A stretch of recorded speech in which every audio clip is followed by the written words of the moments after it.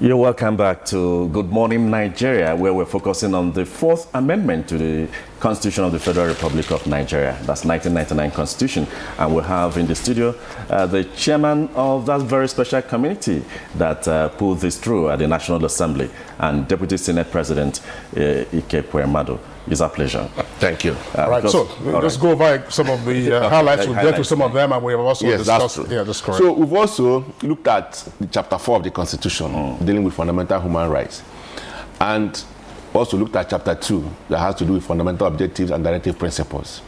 So we believe that we've got into a situation where some of the provisions of Chapter 2, which is the fundamental objectives and directive principles, can now be made justiciable. So we decided now to transfer education and health to Chapter 4, which is fundamental human rights. So we've now amended Section 45 of the Constitution to include right to education at basic level, and also basic health care, as the fundamental rights of Nigerians. Prior to this time, there were fundamental objectives, that is, things the federal government, or indeed the state, should aspire to achieve. But now, they are now enforceable. So that's one of the key. Then two, we amended Section 42, which deals with non-discrimination. Now, that said that no Nigerian can be discriminated against on grounds of where he's coming from, his sex, his religion, and all that. But it does not include the issue of disability. So we've included disability to protect our colleagues who are physically challenged, our people who are physically challenged, so they cannot be discriminated against right now. So that is also a major advancement.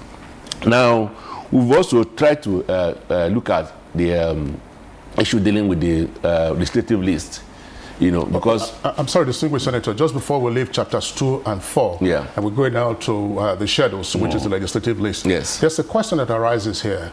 Perhaps on the public imagination, everybody thinks that some persons might think that you require 2/3 concurrence of the state houses of assembly.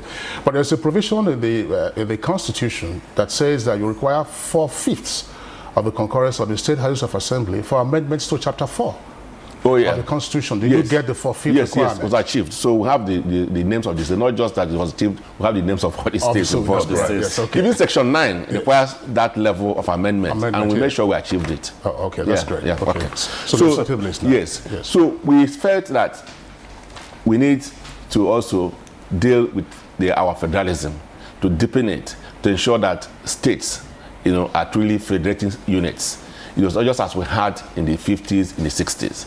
So we felt that there are certain aspects of a legislative list that need to be touched, and moving them from exclusive list to the concurrent list. The exclusive list simply means the list only the federal government, i.e. the National Assembly, can make laws.